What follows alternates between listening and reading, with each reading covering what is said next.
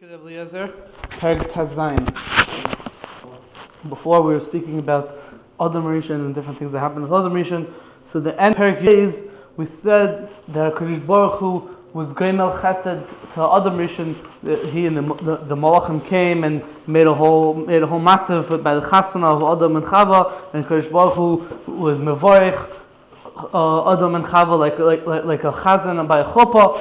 So we see that Kadosh Baruch Hu was Gemilas Chasodim by the chasana of Adam and Chava.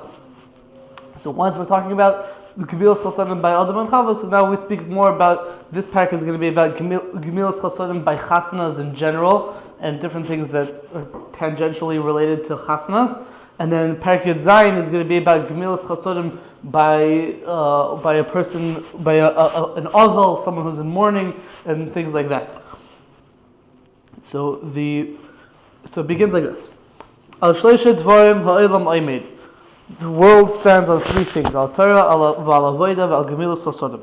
On Torah, on Avodah, and on Gemilas Chasodim. Those are the three things that the world stands on. It's a mission, Mesachas Avos in Perek Aleph. The world stands on these three things: Torah, Avodah, which usually Avodah means Avodah in the base of Mikdash, the worship of Hashem in the temple, Al Gemilas Chasodim, and doing kindness. Last week, Rabbi Nissim Bates mentioned that these three things are connected. Avraham, Yitzchak, and Yaakov. Gemilas Chasodim is Avraham. He was Isaac in Gemilas Chasodim. Avodah is Yitzchak, who is Isaac in the special Avodah between himself and HaKadosh Baruch Hu. And Torah is Yaakov Avinu. The Mukubalim, other people say that these three things are connected: Chesed, Gevurah, and Tiferet. Gemilas Chasodim is connected Chesed, because Chesed, we've mentioned before, is Chesed is when HaKadosh Baruch Hu brings Shefa to Klal Yisrael, and we're focusing on the giver. So Gemilas Chasodim is when a person is trying to imitate the ways of Hashem, and he's also giving Chesed to other people. That's Chesed. Avodah is, we said, Gevurah. Gevurah is when HaKadosh Baruch Hu focuses on the receiver and says, does this guy receive it? Does this guy deserve to get this shefa or not deserve to get this shefa? So that's Avodah is when. So basically, when we're talking about Gevurah, it's the actions of a person affects what Hashem does for him. Right? So Avodah is the actions that a person does for Hashem. Pashtus, we're talking about Korbanot. When a person brings Korbanot, he's being mashpia towards Hashem, and then Hashem bases what he's going to give to the person based on what the person gave to him. That we call Gevurah or Din or whatever. And then Torah is connected to Tiferet, which Tiferet is a combination of Chesed and Gevurah. Tiferet is Torah. You can say it in two ways. You can say that Torah, when a person is engaged, let's say you have two people engaged in Torah, so you don't say one's the receiver and one is receiving and one is giving, because they're both receiving and they're both giving. Mishnah Avos says a person sometimes learns more from his talmidim than he learns from himself. He's giving to the talmidim, so when a Rebbe gives to his talmid, the talmid also gives to the Rebbe. So they're both the receiver and the giver. So Torah is both of that. Tiferet, which is both Chesed and Gevurah, focusing on receiving and focusing on giving. You could say another way that Torah includes two components. There's Torah Shebachsav and Torah Shebal Peh. So Torah Shebachsav is what Hashem gave to us, and Torah Shebal Peh is what we give to Hashem. So Torah is Tiferet because it includes both of these things: the Chesed that Hashem gave to us, and the Avodah of that what we give to Hashem. So that's both included in Torah. Right. So the Medrash asks like this: Al Torah. Could you say there's a completion here? Can you say that Hashem gave us the Torah Shebachsav, then give him back, like by learning the Torah Shebachsav, and then explanations that the Torah Shebachsav, we learn in this, and we connect him back to him. Yeah, you could say it like that also. We got the Torah from him, and then when we learn it, we're sort of giving it back. Yeah, I'm not giving it back. We're connecting to it. Yeah. There's a discussion about what's more important, to daven or to learn Torah. Yeah. And I remember who said it. Do you know this? The what? The discussion about What's more important, to learn Torah or to daven?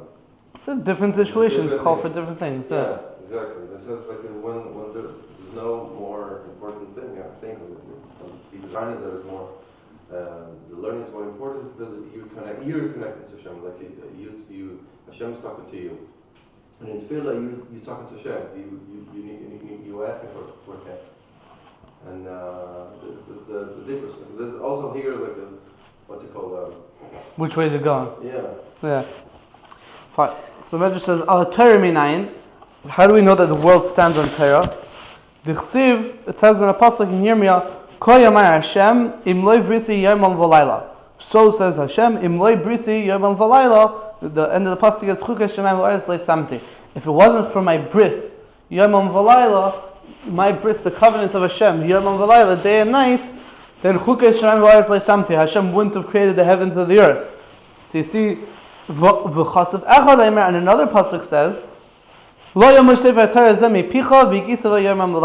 that Hashem said to Yeshua that the Sefer Torah shouldn't leave your mouth, you should toil in it day and night.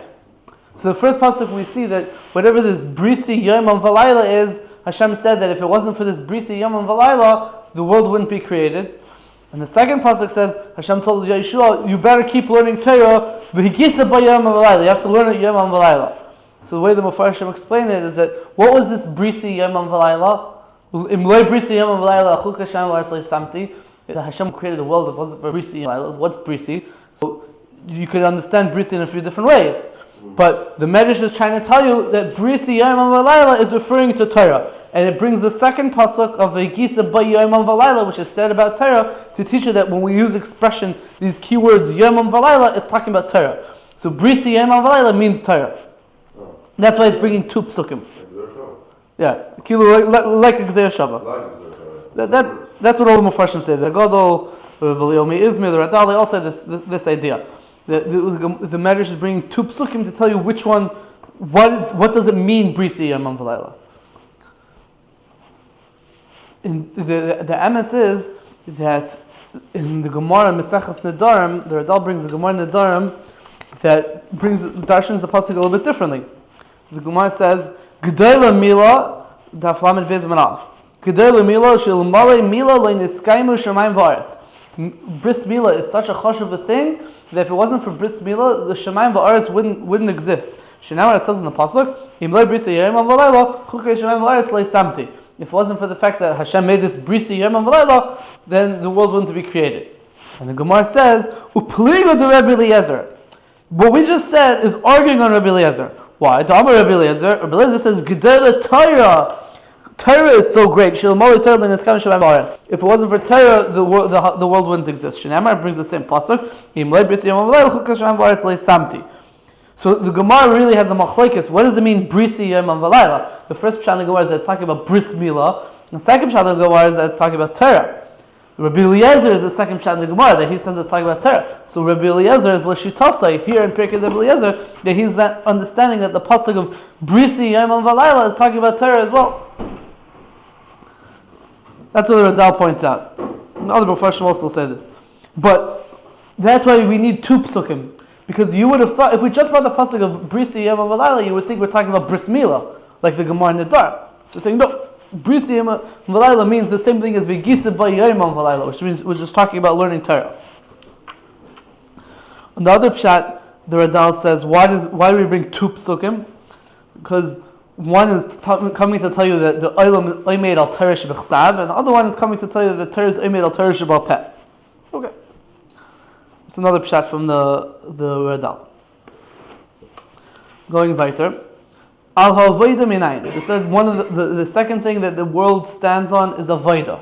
What is avodah? So we said that avodah means bringing korbanos. Now, Maisa, if you look in the Pirush Rav Vadia Bartanor Mesachas Avos, he says that avodah is avodah korbanos, and he says like we see that when the world was destroyed by the Mabul, right after the Mabul, Noach brought korbanos. And then, because Noach brought korbanos, so Hashem gave a shvuah, he's not going to bring another Mabul to the world. So you see that the world exists because of korbanos. If it wasn't for the korbanos, Hashem wouldn't have made this shvuah to not destroy the world again. And That's why we're still here today. That's what the Bartanura seems to be saying. The avodah means korbanos. But the Medrash is not going to go like that. The emes is that nowadays that we don't have korbanos. So Rabbeinu Yonah in Mesachas Avos in this parish over there says that nowadays that we don't have korbanos, so we have tefillah instead of korbanos. But for us, avodah doesn't mean korbanos. For us, avodah means tefillah. Interestingly, I found that Moshe of Zekanim once in Parshas Tzav, where he says that nowadays that we don't have avodah korbanos, so our avodah is bris milah, which is interesting. Who's that? The Moshe of Zekanim in Parshas Tzav. I didn't look it up, but that's what I seem to remember he says. But Parshas is like Rabbeinu Yonah. There's other places that move more like Rabbeinu Yonah. Pirkei was also going to be like Rabbeinu Yonah. The avodah nowadays means tefillah. Now that we don't have korbanos. So the Medrash says, Al avodah minayin. How do we know that the world stands on avodah? Tichsiv, because it says in the pasuk, Usfilas Yesharim Reinai. And the prayer of Yesharim, of straight people, is the Ritzonai. That is the will of Hashem. Now, we just said that we're bringing a pasuk of Tfilas Yesharim, the prayer of straight people. We said avodah means avodah the Beis Hamikdash, right? So why bring a pasuk of Tefillah? So the Medrash says, Umahi avodah. What is avodah? Not necessarily just avodah in the Beis Hamikdash. Zu Tefillah. Avodah is Tefillah. Like I just said from Rabbeinu Yonah. Shekein matzina b'Daniel. Like we find in Sefer Daniel, the Amalei Daryavish, the Daryavish said to Daniel, Elei koch di ant polach le b'tidira. The God to whom you always worship. Di polach le b'tidira. Polach is the lashon of worshiping. Tidira is the lashon of tadir. V'chiyesh avodah b'Bavel. Is there avodah in Bavel? If avodah means the avodah of the Beis Hamikdash, is there such thing in Bavel? So how could Daryavish be talking about avodah in the Beis Hamikdash when he's talking to Daniel? We're talking about after the Beis Hamikdash was destroyed, when they were in Galus Bavel. Ela zu tefillah. What's the polach? What's this avodah that Daniel used to do? It must be that it was tefillah.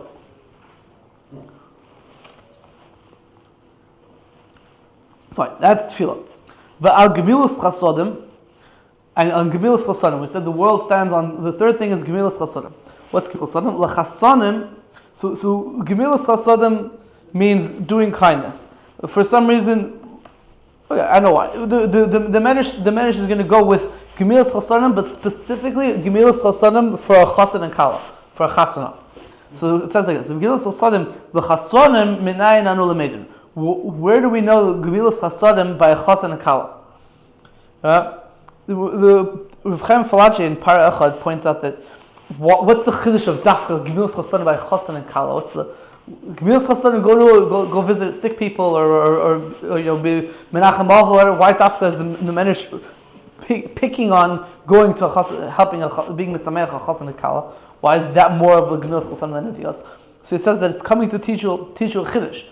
You would have thought that what's the gemilus chasodim by chassan and kala? You go to a chasana and you drink and you eat and you be merry and you get all happy and whatever, and then you make other people happy. That's the chesed you do for chassan and kala. Yeah, is that such a chesed? You're doing it for the chassan and kala. You're doing it for yourself. You want it's geschmack to go to chasana and be happy or whatever. You're not necessarily doing it for him. So you would think that's not called gemilus chasodim. You would think that, or at least that's a lower level of gemilus chasodim. So we're saying the Medrash. So he says that the Medrash is saying that when we say that the world stands on gemilus chasodim, it's even on that type of gemilus chasodim. You're doing it also for yourself. Well, even if you're going to Bnei Brak and you know it's going to take like 2 hours to get back, you just don't want to do it. No, so I'm saying that for sure is gemilus chasodim because you're doing it just for him. But I'm saying if you're doing it also for yourself, even that's called gemilus chasodim. Yeah. So where do we see? You just have to say that. Where do we see that there's an Indian of gemilus chasodim for a chassan and kala? Me'kodesh Baruch Hu. We learn it out from Hashem.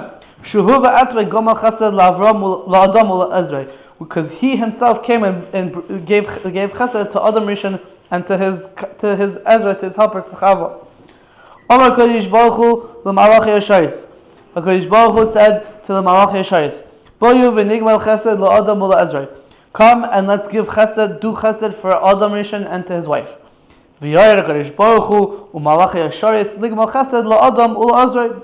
And Kadosh Baruch Hu came down, him and the malachei hasharis came down to do chesed to Adam Rishon and to his helper, to his wife. Umar Kadosh Baruch Hu said, Chaviva lefanai gemilos chasodim mizvachem v'oilis shasidin Yisrael lahakiv lefanai al gabi hamizbeach. Kadosh Baruch Hu said that doing gemilos chasodim is more dear to me than all the korbanos, zvachem and oilis, a korban shlom and korban oila that Klal Yisrael are destined to bring in front of me on the mizbeach. So Kadosh Baruch Hu is saying that chesed is more chashuv than korbanos. Shenera, it says in the pasuk, Ki chesed chofatzti v'loi zavach. Kadosh Baruch Hu says, I desired chesed and not zavach, not korbanos. I want you to do chesed to people. I don't want you to be busy with bringing korbanos. What's the Indian of Hashem wants people to do chesed, not korbanos? So Bilyomi Izmir says that the vart is that why did the Kadosh Baruch Hu create the world? So Kadosh Baruch Hu created the world in order to do good to creation, to the la'itev al-brihos. Right? So when you do good to people, so you're taking on the role of Hashem, and you become like a shutaf in the creation of the world. Hashem created the world in order to do good, and you're also doing good. So you're in some way you're in the same role as Hashem. So that Hashem would rather you do that than to be busy giving korbanos to Hashem. Hashem's not. I didn't create the world for me. I created the world to do good to people. So you're doing good to people. So that's better than doing good to kibiyachol, doing good to Hashem by bringing korbanos. Better than what I just said, because Hashem didn't need to do it, didn't want to do it. There's no need of anything. Right. I think is benefiting Hashem. So Kivachol is expecting us also to have this meetup. Do whatever you have to do, but do chesed, because chesed you don't have to do it. You don't need it. It doesn't help you. It doesn't bring you money. It doesn't bring you more time. It doesn't bring you beautiful things in this world. It's just do it because you know that it's to do good to other people. Yeah, it's the righteous thing to do. Right. So that's the Indian of Gemilos Chasadim for Chas and Kala, and basically the rest of the pack is also going to be discussing different examples and then a bunch of different tangents about the Indian of Gemilos Chasadim for Chas and Kala. And the next pack is going to be about Gemilos Chasadim for a person in Avelis. Just a point over here about Gemilos Chasadim. So we said, how do we know that the world stands on Gemilos Chasadim? So the Medrash didn't really give an answer to that question. The Medrash gave an answer, how do we know Torah, how do we know Avodah? And then when it says Gemilos Chasadim, it was giving this whole example of Hashem being Gemach Chessed to Adam Rishon and Chava by their chasana. But it doesn't say, how do we know the world stands on Gemilos Chasadim? It doesn't talk about that. I don't know why, but for some reason it doesn't. In Avos Rabbi Nosson, on this Mishnah over here of Al Shlosh HaDorim Ha'olam Oimed, Al Torah Avodah, Gemilos Chasadim, so in Avodah Rabbi Nosson it brings a pasuk. How do you know the world stands on Gemilos Chasadim? Because it says in the pasuk, Ki Omarti Olam Chesed Yibane. The pasuk in Tilim, Hashem, the way Chazal does the pasuk, Hashem said, Olam Chesed Yibane. The world is built on Chesed. So you see, the world is built on Chesed. Rav Chaim Volozhiner, in his Pirush on Maseches Avos, Ruach Chaim, so he says an interesting idea. He says that there's a difference. We said the world stands on three things: Torah, Avodah, and Gemilos Chasadim. So there's a difference between before Matan Torah and after Matan Torah. He says before Matan Torah, the world really stood on just Gemilos Chasadim and Avodah. He brings one medrash that says that the world just stood on Gemilos Chasadim. He says that, but it also stood on Avodah because Avodah whatever you want. Avodah existed before the Torah was given, because Korbanos existed before. It says that Korbanos wasn't kavua. There was no schedule. It wasn't set. Korbanos was when you felt like bringing a korban, you brought a korban. You didn't have to bring this every day and this every day. So Avodah was there, but it wasn't set. The ikr thing before Matan Torah was Gemilos Chasadim. That was the ikr thing that the world was standing on. Just Gemilos Chasadim. But Rav Chaim Volozhiner says after Matan Torah, so the Torah came and sort of trumps the other two things. We had Gemilos Chasadim and Avodah. Comes along the Torah and tells you how to do Gemilos Chasadim and Avodah, and it changes it around. And the ikr thing now that the world is standing on is the Torah. So what do you mean? For example, before the Torah is given, so you can do Avodah however you want. What type of korban, what type of animal you want to bring? That could be even before Matan Torah. You could only bring a kosher animal. But where do I have to bring it? I could bring it wherever I want. Make a korban over here, make it over there, make it in America, make it in whatever. To the Torah, no. If you bring a korban over here, it's mamish called shchutei chutz. It's not a korban. You have to go to a certain place. Hashem tells you exactly how to do it. Beforehand, you could do it however you want. Afterwards, not necessarily. The same thing with Gemilas Chasadim. Chaim Volozhiner says that before Matan Torah, so if you have a poor man who doesn't have any money, so it's a big chesed to give him a loan, even if you're giving him a loan with interest. I'm making a little bit of money. You get money because you don't have any money and you need money, so I give you some money. I'll make a little bit on the side because you'll have to pay me back a little bit more. But I'm doing it. It's a huge chesed for you, right? Comes along. So before Matan Torah, that could have been that was a kiyum of Gemilas Chasadim. Afterwards, no. The Torah says no. You have to do Gemilas Chasadim in this specific way. When you give a guy money, you can't charge him money. You can't charge him for it. You have to give it to him without interest. $100 for $100. You don't say if you pay me late or whatever. $100 for $100. That's Gemilas Chasadim. The Torah redefined what's Avodah and what's Gemilas Chasadim. Another interesting thing, Chaim Volozhiner in Ruach Chaim doesn't speak this out, but in Nefesh HaChaim, Shar Aleph, in the end of Perek Chaf Aleph, he speaks this out, very big kitzer, but this is the idea that he's talking about. This pasuk we said, Ki Amarti, I don't have a chumash with me, okay, whatever. Ki Amarti Olam, no, it's okay.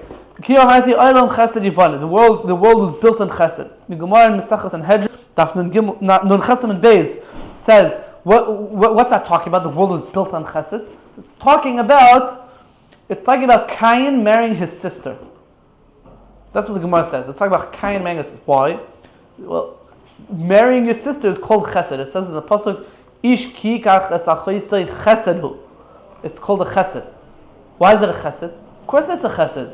The poor girl, first of all, maybe she's not going to marry. She won't find the shidduch. So you're doing her a favor. You're going to marry her. The Gemara says in Yevamis that there's a mitzvah dafka to marry your niece. Why? Because your niece is, let's say, is a closer relative, so you'll be close. You have similar ideas with her, and you'll cherish her more. And there's an inyan dafka that you should marry somebody that you're going to cherish back more, that you're going to love her more. So your sister, Kol Shekain, she's your sister, right? So the Gemara says that it's a chesed to marry your sister. So why is it usher? The Torah came along and said it. So the Nefesh HaChaim says that before Matan Torah, you can make cheshbonis. This is what I'm supposed to do, but this is more of a chesed, so I'll go with the chesed. Even a ben noach is not allowed to marry his sister. But if you decide it's more of a chesed, or this is more needed for the kiyum of the world, so sometimes you could take those cheshbonis and that'll trump even an isser for bnei noach. But once the Torah comes along, the Torah says, no, you're not allowed to marry your sister, even though it's a chesed. The Torah says, that's not the type of chesed that I want you to do. The Torah comes along and redefines what does it mean chesed, what does it mean avodah. That's an important nukud over here. Okay. I said before that we mentioned before this whole thing about Hashem coming and doing Gemilas Chasadim by the Chasan of Adam and Chava. We talked about it in Perek Yud Beis that Hashem came like a chazan, he dressed up in a talis like a chazan and made a brachos for them. Okay. So now the Medrash is going to go off on a tangent and speak about other cases of kilu chesed by chasanas and chasanas in general. Rabbi Yaisi says, "Meinayim anu lemeidin shivas yimei haMishnah." From where do we know there's an inyan of shivas yimei Mishnah, Sheva Brachos? Where do we know that for 7 days you're supposed to have a party after you get married? Yaakov Avinu. We learn it from Yaakov Avinu. Why? Kishinasa as Leah also shivas yimei Mishnah. When Yaakov Avinu first married Leah, they made also sounds like it means that he made, but the Radal points out that he didn't make the parties. Lavan made the parties, but Yaakov participated.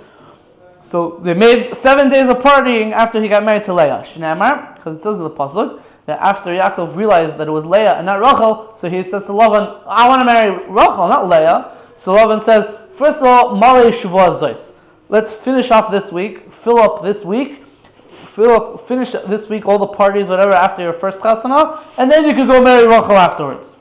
So you see that there's an inyan that when a person gets married, you're supposed to make parties for 7 days. Shivas Yimei Mishnah. Now, Ramban and Chumash says that it sounds like from over here like this is the source. It's mamish like a halacha from learned out of Yaakov, and he says that's not necessarily true. He says there's a Gemara in the Yerushalmi in the Ksubis, beginning of Ksubis. The Yerushalmi says that Moshe Rabbeinu was Mesakin the Shivas Yimei Avelis and the Shivas Yimei Mishta. Moshe Rabbeinu was Mesakin Sheva, the 7 days of celebration after a wedding, the 7 days of mourning for a dead relative. So it says that it sounds like it's a Takana Moshe Rabbeinu. It didn't come from Yaakov Avinu. So it says that even before, this is one of the ideas that the Ramban talks about in a few places, that even before the Torah was given, people were noyeg different elements of the Torah beforehand. He says, the Ramban also says this about Yibum, but he says that even beforehand, Yaakov Avinu or the Avos, whatever, they were noyeg this Indian of Shivas Yimei Mishnah even before the Torah was given, and then afterwards Moshe Rabbeinu was Mesakin it. And then the Radal points out that the Rambam seems to say that it was a Takanas Chachamim, and then the Radal brings the Tana de Be'elio, that sounds it's a Medrash Tana de Be'elio that says that, if I'm not mistaken, what it says is that the Mitzrayim in Mitzrayim is to taunt the Jews and say like, why you guys bother getting married and having Shivas Yimei Mishnah and partying for 7 days? You're slaves. That's what they used to taunt the Jews to say. So you see that. So the Radal says you see that even already in Mitzrayim they had Shivas Yimei Mishnah. They had the Indian of Sheva Brachos. Okay. So what? Tradition, yeah, Moscow. The Maisa we'll speak about in the next parak, in Parak Zayin, a little bit more about this Indian, but it's not so pasha that you can learn things from before Matan Torah.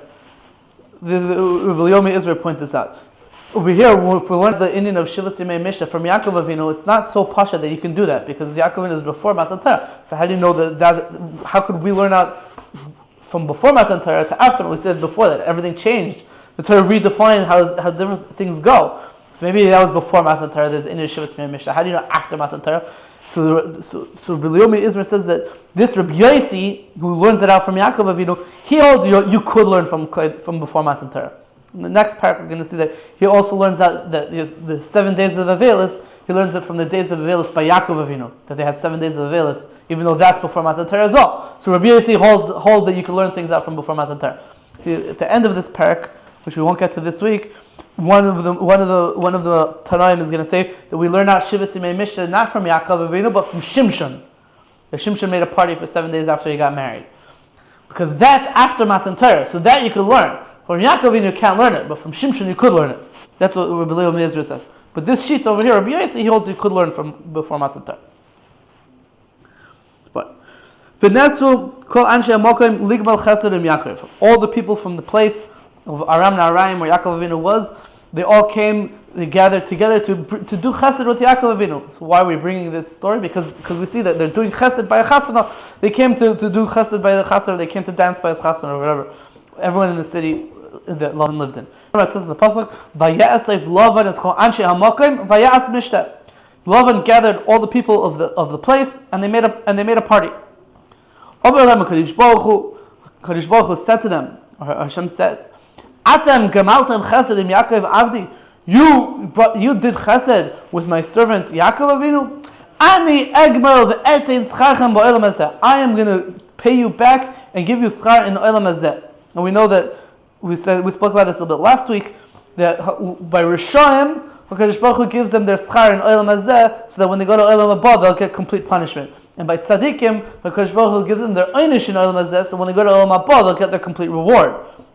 We spoke about it last week, and it happens to be that I came across. You never find 100 shekel bills. You never find 100 shekel bills before? Me, yeah.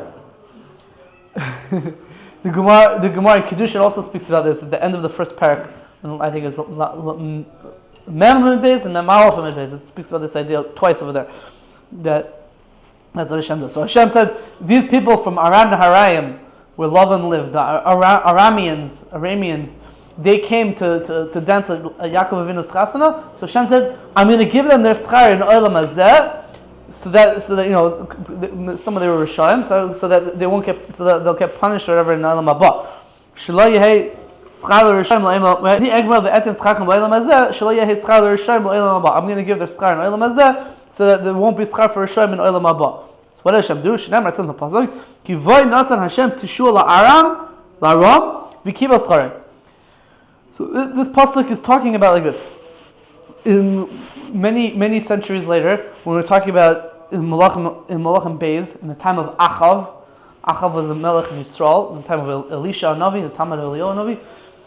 So there was a war between Malchus Yisrael under Achav and the Aram Damascus, or Syria, basically, or that area of Syria that was a city-state of Damascus, maybe. So the king over there, his name was Ben Hadad. So the general of the Aramean army, his name was Naaman. There's a story brought down over there in Malachim Beis that Naaman had tsaras, and he didn't know how to heal his tsaras. And he ended up getting a message to Elisha, and Elisha told him to go in the river, and he didn't want to do it. Whatever, and he ended up doing it. He went in the river, he got healed, and Naaman believed in a Kodesh Baruch Hu. He started believing in a Kodesh Baruch Hu. That's Naaman. Right? So the story goes that by this war, by mistake, Naaman shot out an arrow, and it ended up that arrow is the one that hit Achav, the king of Yisrael, and killed him. And because of that, Aram won the war. That's what happened. So Kodesh Baruch Hu is giving the schar that the people from Aram came to dance by the chesed of Yaakov Avinu, that many years later it ended up that Naaman's arrow that he shot mamish like an accident, unintentionally, lefitumai, I believe is the lashon of the pasuk, letumai, he shot it and it hit. It pulled, of all the people that it should hit, and it shouldn't hit anyone because it was like it wasn't aiming at anyone. It ended up hitting the king of Yisrael, and from that Achav died. So that's the schar that Kodesh Baruch Hu gave Aram for dancing at Yaakov Avinu's chasana. That they were able to kill Achav, and they won the war. Fine.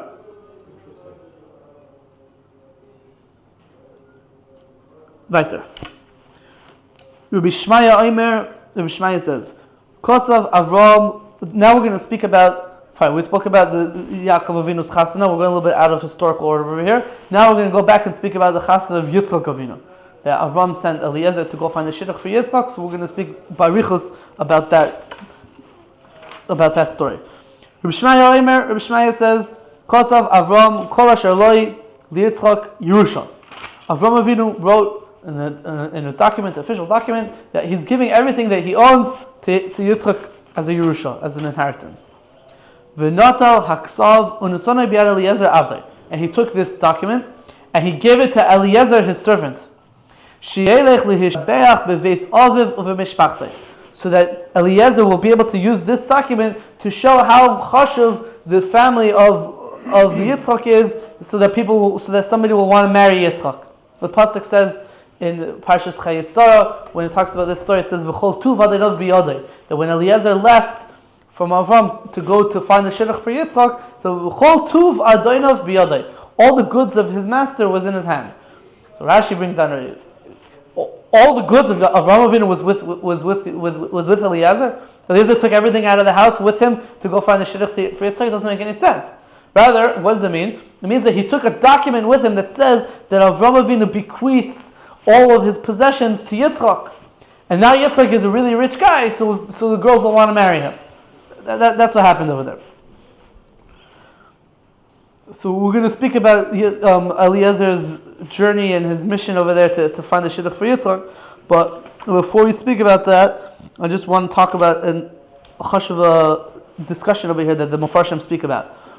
The Mizrahi, one of the main Mefarshim and Rashi in Chumash, asks the question. There's a Gemara, Sachas Bava Basra, it's also I think in Ksubis. It says, Loi saver inish achsanta afilu mibra bish lebra tav. A person can't switch the yerushah, the inheritance, even from a bad son to a good son. The Torah tells us the rules of inheritance, that all the sons split it equally, except the oldest one usually gets double, and it's split between the sons. Or you can't switch it, you can't change it around and give all your stuff to one son. And the Gemara says, even from a bad son to a good son, you can't take it away. You can't switch around the yerushah like that. So the Mizrahi asks on Rashi, how can Avraham Avinu write a shtar that he's giving all his possessions to Yitzchak as a yerushah? You're not allowed to do that. You can't give away, you can't take away the yerushah from one son and give it to the other son. I feel from a bad son to a good son. Even though Yishmael was a bad son, you can't take it and give everything to Yitzchak. So how can Avraham Avinu do that? That's the Mizrahi's Kash on Rashi. A lot of Rishonim speak about this, and they give different truths. The first one is the Das Zekanim. The Das Zekanim says like this: that Yishmael had the status of a ger. Yishmael didn't have the status of a son of Avraham Avinu, because he was born before Avraham had a bris. So it was before Avraham was, so to speak, Jewish. So Avraham Avinu was a ger. He converted by making his bris, and Yishmael independently converted by making his bris. So Yishmael had a din of a ger. The halacha is that even though a goy yarshins his father, but a ger doesn't yarshin his father. So Yishmael was completely out of the picture. That's one answer, basically, from the Das Zekanim. The Moshe of Zekanim, another... Because of Avraham, not because of him, actually. Because turn the page. Right. He didn't. The Moshe of Zekanim, which is another sefer from Bali Tesis on Chumash, and also the Chassam Sefer in Mesechus Ksubis brings the same answer in the name of his father. They say another answer. They say that when Sarah was complaining to Avraham Avinu about Yishmael, bothering Yitzchak and making trouble for him, so she said to him, "Ki lo yirat ben ha'ama zois im b'niyim Yitzchak." The son of this maidservant, he shouldn't yarshin like my son with Yitzchak, and I want you to send him away, right? And Avraham Avinu was besupik. He didn't know what to do. Should I send him away? I should send away my wife and kid, Hagar and Yishmael. Should send them away? It's not nice to send them away like that. He didn't know, or I have to listen to, or should I listen to Sarah? So the pasuk says that Hashem said to Avraham Avinu, "Kol asher temer elecha Sarah taseh," something like that.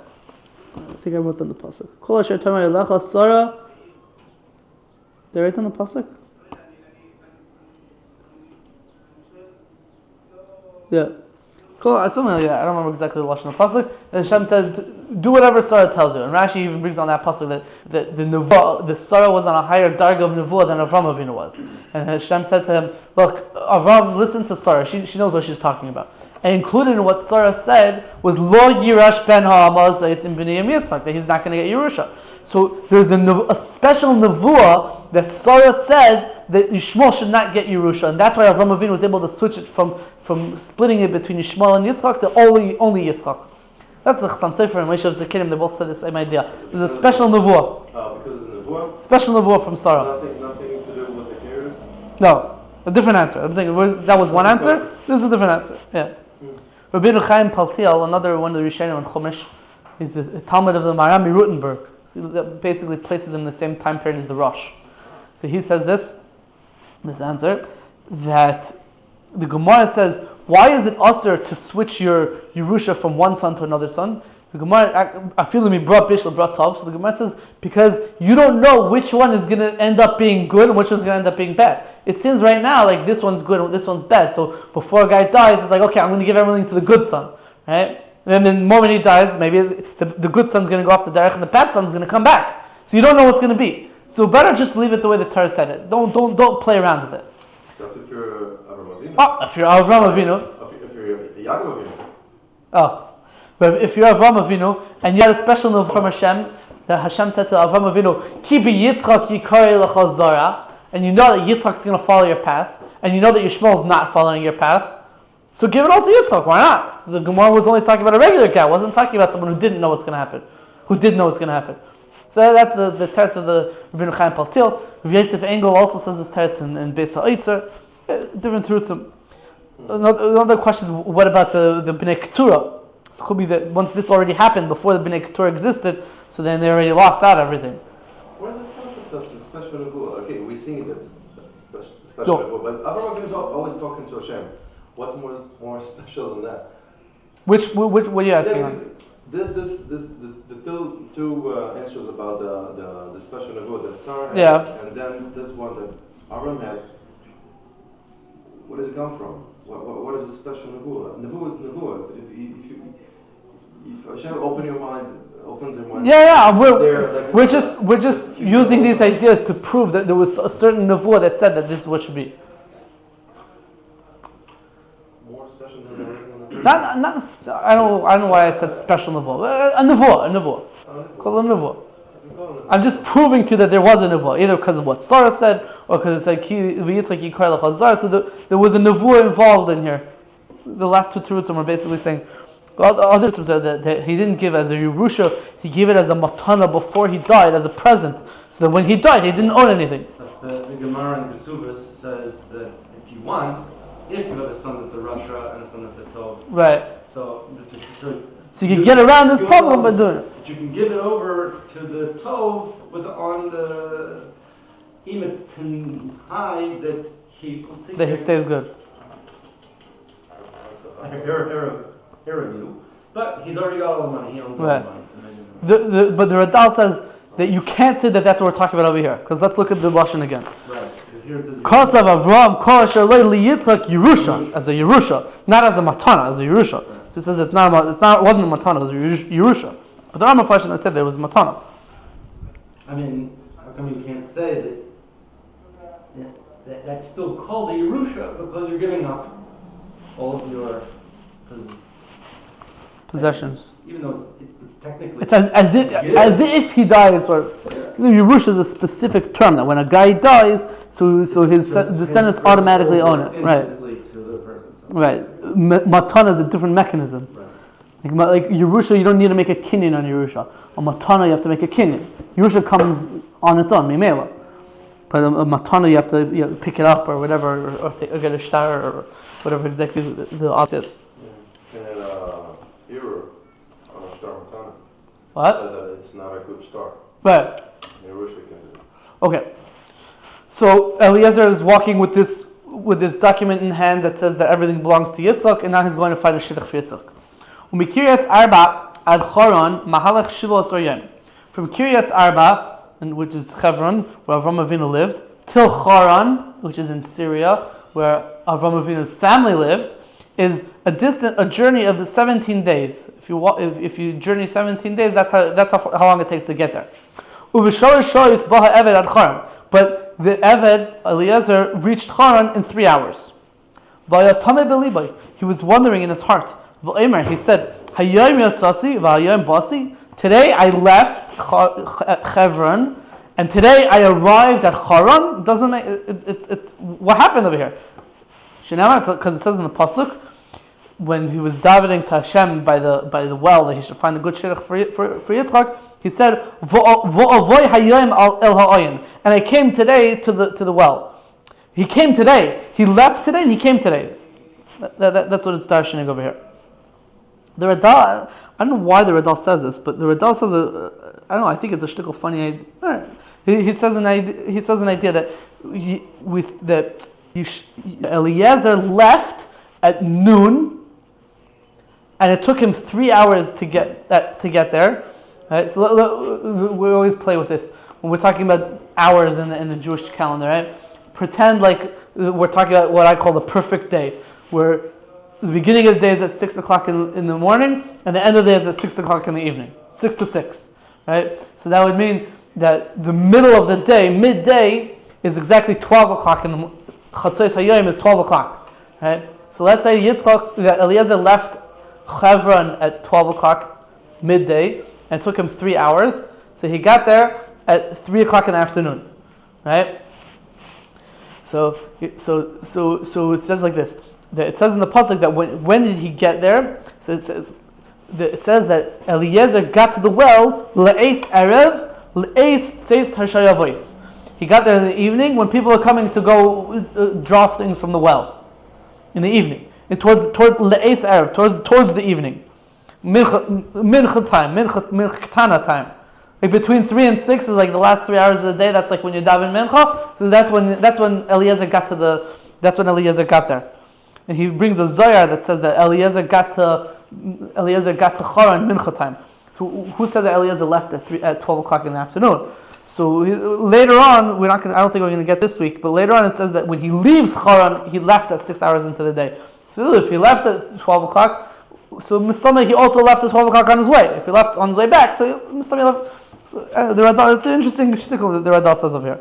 It's Ois Yud Ches if you want to look at it. What? So how did that happen? He left and he got there in 3 hours. It's a 17-day journey. So Rabbi Abahu Omar, Rabbi Bo says, Rotza Kadosh Baruch Hu ligmal chesed im Yitzchak. The Kadosh Baruch Hu wanted to do Gebilas chesed with Yitzchak. He wanted to do chesed to Yitzchak to help him get his Shidduch faster. I guess that's the word. It doesn't say it, but I think that's it, to get his Shidduch faster. V'sholach malach lefnei Eliezer eved Avraham. He sent a malach in front of Eliezer, the servant of Avraham. V'nikpetz alei derech, and the malach did kfitzas derech for him. Uba b'shois ha'eved l'charan. And because of that, the Eved Eliezer was able to get the charan in 3 hours instead of 17 days. But that's a chesed for Yitzchak. It's a chesed. That's the way I understand it. Yeah. Or Avraham either. Right. Because you could also say it's a chesed for Avraham that his son, that his progeny would be bringing on to the next generation. Yeah. Quicker. So why are we bringing down this story? So one of the reasons why we're bringing it down is because of this line that Hashem wanted to give chesed to Yitzchak. But we'll see there's other nakudas that we wanted to bring out.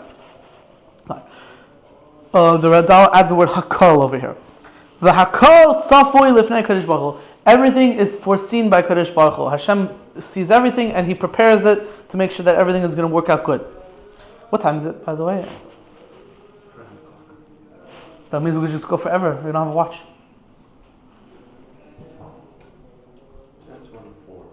24. Okay.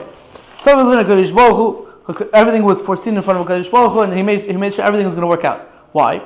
Bas Melachim, a daughter of kings, who in her entire life never went out to go draw water from the well.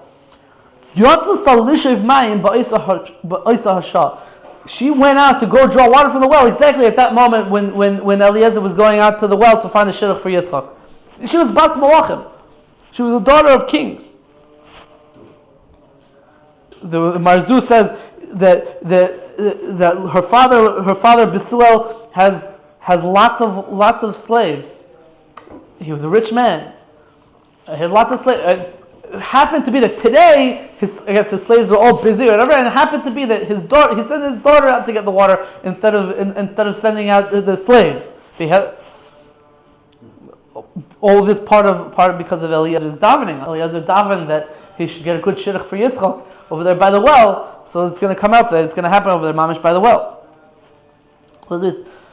But before we get to that, there's an interesting discussion over here. Bas Melachim. That's why maybe people have this strangely wishing of the wells. A wishing well? Yeah, the thing of the wishing. Yeah. You put some money in it. Whatever they go and do, they throw some money inside. You say Shiva Shiti, you go to the wishing well, you collect all the money. Exactly. Yeah, I don't know. Wishing well. I think someone told me that once actually, that's where it comes from Eliezer. I think someone told me that. What does this mean? That Bas Melachim, Rivkah was Bas Melachim. She was the daughter of kings. Oh, Stam, interesting. I just learned this week. Listening to a series of lectures on Shabsai Tzvi, Yitzchak Shemai. And one of his writings, Shabsai Tzvi writes that he's gonna go across a certain day is gonna come, whatever, and then he's gonna go across the Sambatyan, and he's gonna marry Rivkah, the daughter of Moshe Rabbeinu, who's 13 years old. That's what Shabsai Tzvi writes. He's a Meshuggah, but it's not interesting. Her name was Rivkah, the daughter of Moshe Rabbeinu. But our Rivkah over here by Yitzchak Lahavdil is Bas Melachim. She's a daughter of kings. What does it mean, Bas Melachim? She's a daughter of kings. So Mepharshim say like this. First of all, the Sefer Yashar, it's part of the Seder Durs, says that Terach, the father of Avraham and Nachor, Terach, who was her great grandfather, right? Terach was a general in the army of Nimrod. So he was like a chashav guy. Nachor, it seems, was also a very important figure because it says that Eliezer went or Kazdem El Ir Nachor, to the city of Nachor. Right. So Nachor it was his city. I don't know what he was, the mayor or he was something. I don't know exactly what. And the next thing is the Yalkut says. The Yalkut Shemaini brings down that Bethuel was the king of Aram. Bethuel himself, the father of Rivkah, he was the king over there in Aram. He was the king. So Bas Melachim, she was mamish like she was from a Chashav family. Huh? His son, Lavan Ha-Arami. Lavan. Maybe it's like... No, everyone is, that's how you refer to a person from what country he's from. That's true, but... Lavan Harami. His Abba was the king. Could be. Not have to say. I actually have a question on it, because when Yaakov Avinu came, now we're talking about Eliezer getting a shidduch for Yitzchak. Later on, when Yaakov Avinu comes to get a shidduch for himself, so he says to the people at the well, he says, "Hayidatan is Lavan ben Nachor." Do you know Lavan, the son of Nachor? And so the first Lavan wasn't the son of Nachor. Lavan was the son of Bethuel, who was the son of Nachor. So why did Yaakov Avinu refer to Lavan as the son of Nachor? Why not the son of Bethuel? So the Radak, it happens that it's miyachas a person's grandfather, not to his father. Yeah. You're right, it does happen a lot. And that's why I'm not really bothered by the question. What I'm going to be bothered by is the Radak's answer. The Radak says that the reason why it says Lavan ben Nachor, not Lavan ben Bethuel, is because apparently Bethuel died young or whatever, and no one knew who Bethuel was exactly. So he called him Lavan ben Nachor because Nachor was more famous than Bethuel. That's what Radak says. Now I asked the question: if Bethuel was the king, you're going to tell me that nobody knew who Bethuel was? He was the king. I don't know. Maybe it was only a short-lived reign. So in English, there were sometimes ones for just a couple of years, and then they get tied, and I guess they're forgotten because they weren't around for so long. 10 years later, no one remembered who he was. No one remembered who the previous king was. I don't know. Okay, 10 years. It's not 10 years later, but okay, 50 years later. Nothing, yeah. It's more than 50. Let's see. How old was Yaakov when he went to get a shidduch? He was in his 60s, and he was born. Okay, so 20 years after Yitzchak got married, so it's like 80 years later. Okay, it's like 80 years later. I can hear maybe people forget things. Maybe. I don't know. I don't know. It's enough to forget without historical. People say the opposite. People say in the olden days, time was the opposite way. 80 years is like 5 years, and like in terms of forgetting. Could be right. But it's interesting. The Medrash says that Yaakov Chessed over there in Parshas Chayesar, that says that Bethuel was the king. So Bethuel was the king, and it said that what he would do. Maybe we'll speak more about this next week. But what Bethuel would do is, as the king of Aram, he made a law is that any girl who gets married first has to have relations with him. Yeah, and they were plotting against him, and they said. His people said, "Look, we'll take this law. We'll go with it, but let's see what he does with his own kid. If his own kid before she gets married, he does that, so fine. So it's fair. He's doing it to everyone. If he's doing it just for his enjoyment, he's not even going to do it to his own kid. So then we're gonna kill him, and we're gonna get a different king. That's what it says in the Medrash that they did, and what ended up that he died before she got married, so it wasn't Negea, right? But he was planning on doing that. That's what it says in the Medrash. Interesting idea. But Rabbi Leomi Izmir, in his Sefer Medrash Talpios, this gets even more interesting.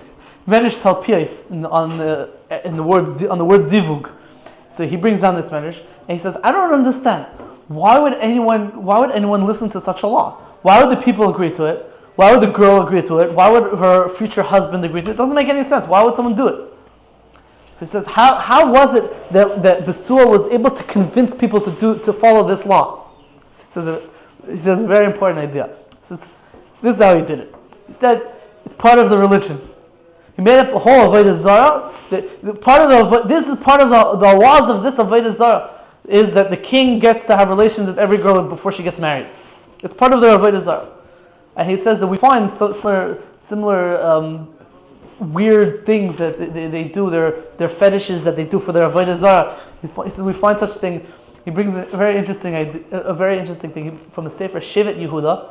There is a sefer called Shevet Yehuda from Rabbeinu Shlomo ibn Verga, but I couldn't find this there. So this is something a different sefer called Shevet Yehuda. It says that there's a type of Avodah Zarah that what they do is like this. They have a statue of a man, a complete form of a man made out of gold. And every year they would go find a beautiful virgin and take her and have her fall on top of this man in a way that she becomes not a virgin. And then they would, from the statue or whatever, then they would take the blood and take that blood and bake it into cakes, and all the priests from the temple would eat those cakes, and they would keep the girl in the temple, and anyone who wants to have all their sins forgiven would pay a lot of money and have relations with this girl, and all their sins would be forgiven. And then he says that and every day they would offer 7 mice and 7 bats as a sacrifice to this idol. So he says that you see we find these like weird things like that are part of their avodah zaras. So that's how they were able. That's how Bethuel was able to convince people to do this thing, that to let them have relations with every girl before they get married. That's what it says. Medrash Talpias. It's mamish, really weird, depraved people. In Mesach Seifrim, it also talks about Bethuel, what he was going to do with his daughter if he wouldn't have gotten killed. In Mesach Seifrim, it says a little bit differently. It says that the rule was that every father would have relations with his daughter when she turned 3, and that Rivkah was about to turn 3, and what happened was that Bethuel ended up dying beforehand. But that's every father having it with his daughter. So the Radal says that these two ideas are marumas in the name Bethuel.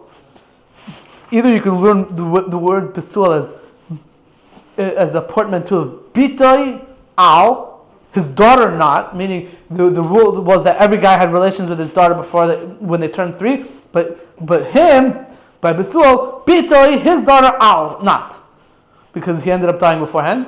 Or that's like Mesach Seifrim. Or the Radal says it's being meramis to what we said from the Yaakov Shemaini, that he was the king and he had relations with every girl before she got married. Bethuel is like a lashon of Bethulah. Every Bethuel had to come to him first. That's the Radal in the Haisofas Ois Ches says. He was around when Eliezer was there? Yes, Bethuel was around. That's why, because they say Lavan talked. Well, in his so place. Chazal tell us that right.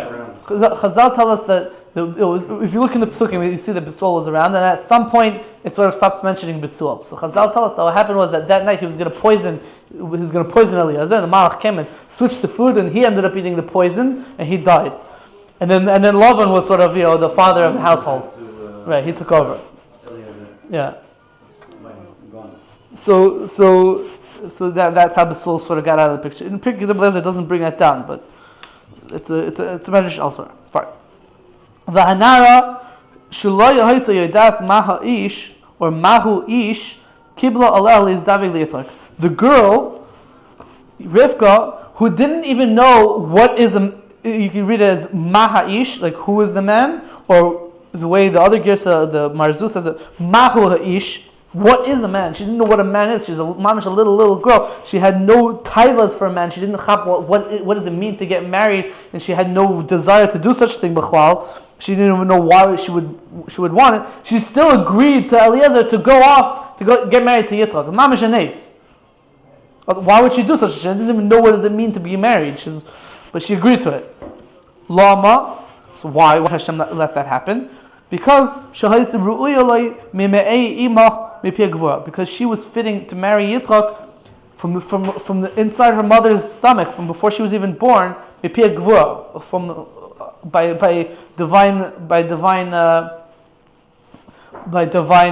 what's it called, decree. Shinama, it says in the pasuk. This is a little bit tricky. What's the drush over here? B'moznayim la'alois hema mehevel yochad. The way the Radal explains the drasha is like this: B'moznayim la'alois hema mehevel. B'moznayim la'alois. A moznayim is a what's it called? A scale. So he says, B'moznayim la'alois. People try to scale. They try to measure different cheshbonos that they have about shidduchim. What do I think is important and what's not so important? And they put it on a scale. He says, Hema me hevel. All these different things that people try to make a cheshbon and accounting of, all of that is hevel. And then he sort of repeats the word hevel again. Me hevel yachad. Me hevel, they're together. From the time that they were hevel, before they were even born, Hashem has already decided which zivugim are going to go together. So all the cheshbonis of the maznayim, that's all hevel, because from hevel they're supposed to be together. From hevel meaning the air, like when they were just air, before they were even born, they were just neshamas without a goof, they were already yachad. So Hashem already decided that this girl is supposed to marry Yitzchak, so she's supposed to marry Yitzchak. Lavan and Bethuel answered and they said, since this matter came from by divine decree, Hashem said it, Hashem made it happen, we can't stop it from happening, and we're going to let it happen. Lavan and Bethuel said, and the Gemara says that it says Lavan uBethuel. Lavan was Bethuel's son. Usually the father speaks before his son. It says no. Lavan, he was a hedyot kafetz berishin. Lavan was in the Gemara calls an hedyot, which I like to translate as an idiot. An idiot jumps ahead and he starts speaking before it's his turn to speak. So Lavan spoke before his father. Vayomer, and they said, "Me Hashem yatzal davar." The matter came from Hashem, and we're going to let it happen. And they said, "Hine Rivkah ufadacha kach v'leich." Here, Rivkah is in front of you. Take her and go. Okay, so Eliezer stayed overnight over there by Bethuel's house with Rivkah, and we said the Medrash says that that's the night that Bethuel died, and sort of Lavan became the responsible party. Hushkim baboiker. Eliezer woke up in the morning. Eliezer wakes up the next morning and he sees there's a malach standing there. And the malach's like, "Okay, let's go. I'm waiting for you. Let's go. We're ready to go back home." Omar lahem. So Eliezer said to the family of Rivkah, he said, "Al tacharu, say, don't delay me. Hashem hitzech darki. Hashem gave me special hatzlacha in my mission. I want to keep going and finish it off already. Look, Hashem is waiting outside for me. Hashem is waiting outside. A malach is waiting outside. Hashem sent someone waiting outside so that I could continue on my journey." They ate and they drank. They had a special party in honor of Rivkah. Shinamar says in the pasuk, they ate and they drank. He, Eliezer, and all the men that were with him. He came with 10 camels, whatever. So it was the whole entourage. He told Rivkah's family, "Don't delay me. I want to go already." So before he left, like a chazan who stands under the chuppah and gives a special bracha to the kala, a fancy bracha or whatever. So too they stood up and they gave a bracha to Rivkah. I guess it's talking about Lavan and his mother, and her mother what? Ukichazan, right? Kach amdu berchu es Rivkah. Like a chazan. Just like a chazan gets up and gives a special bracha under the chuppah for a kala. A chazan. Yeah, beside a kedushin, whatever exactly it means. Or when they sing, I don't know, Baruch haba, or whatever exactly it means. Brucha haba'ah, because we talk about the kala. So whatever it means that they gave a special bracha for the kala under the chuppah, so too over here, they got up, ubirchu es Rivkah, and they gave a bracha to Rivkah. And someone's talking about Rivkah's mother and her brother Lavan. Shneimar says in the pasuk, "Vayivarchu es Rivkah, vayemrula." They said to her, "At hayi le'alfei revava v'yirash zarech is soinov or oivav." I don't remember. But they gave her a special bracha before she was on her way out. The Gemara dashings from this in Mesachas Ksubis that this is the source of Birkas Erusin. That when you before you do kedushin, you have to make a bracha. Asher kedushin mitzvah soisov etzivanu ala raya yisilanu vasalanu sarusa yisilanu sanusus lanu, etc. The Gemara says that the source for that bracha is over here. We see that before Rivkah got married, they made a bracha. Okay. I think that we will. Let's just finish this off to that. B'sheshois b'yayim yatzah ha'eved mecharan. Okay, we'll stop here. We'll continue from here tomorrow, next week. All right, shkoyach for coming. Have a good Shabbos.